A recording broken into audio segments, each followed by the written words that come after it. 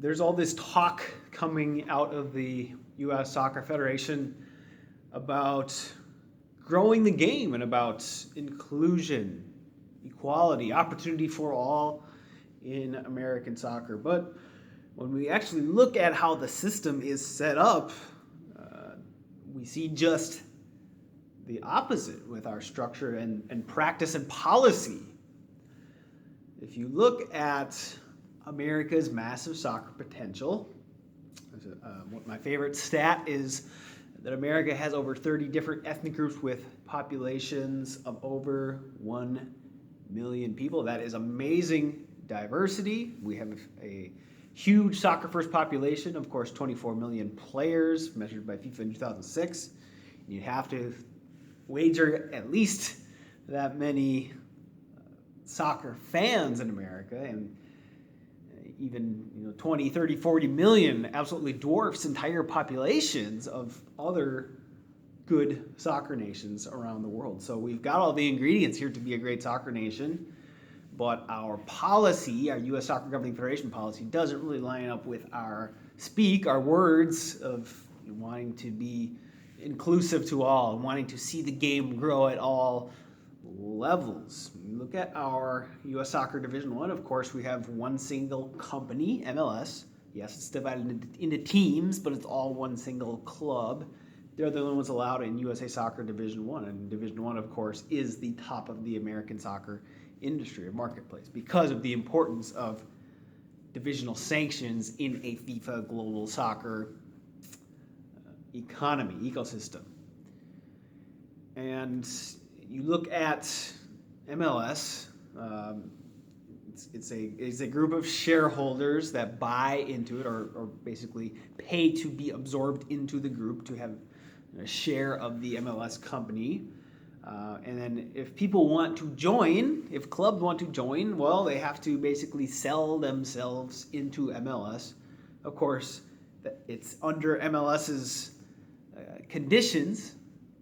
The parties that want in have to fit MLS's business model, and then they also have to pay a $250 million plus expansion fee. So where are all of the ethnic and minority soccer clubs in America? When will they have a fair chance to win a place, earn a place in the pinnacle of the U.S. soccer ecosystem?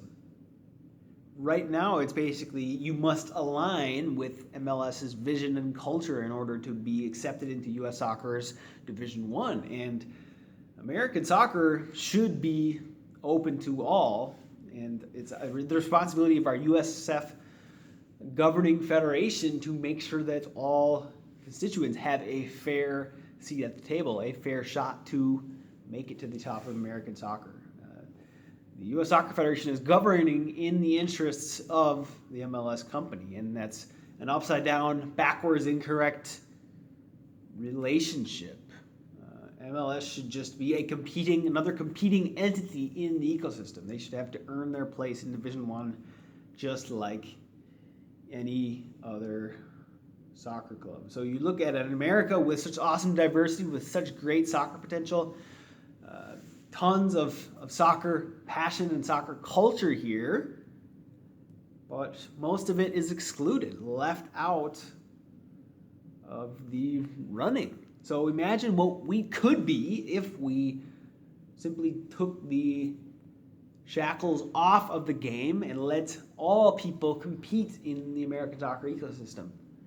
We could be a global soccer juggernaut, no doubt. And of course, promotion and relegation is not just about a competition gimmick.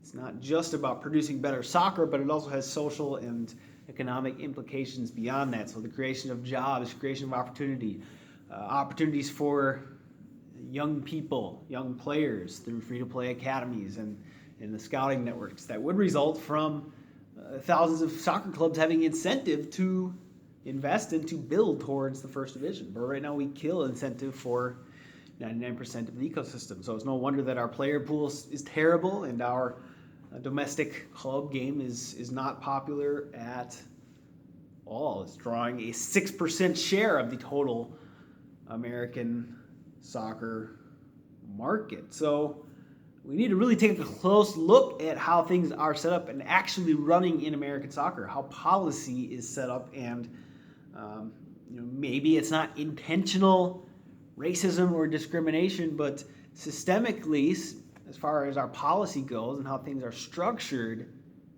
it is exclusionary, and it is killing opportunity for a lot of ethnic and minority people in the USA soccer industry, people who are passionate about the game, who love the game, who pour a lot of work into the game, and who would build clubs if given the chance to fight for a spot at the top of USA soccer. So we are running things in a completely upside down way in American soccer, trying to stuff the global soccer model into a US sports franchise model.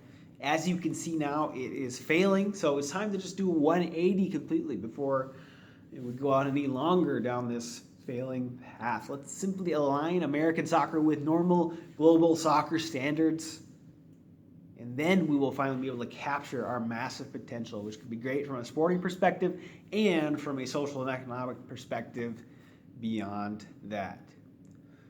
So if you like this video, make sure to share it out all across your social media networks, and also subscribe right here to my channel, and I'll talk to you soon.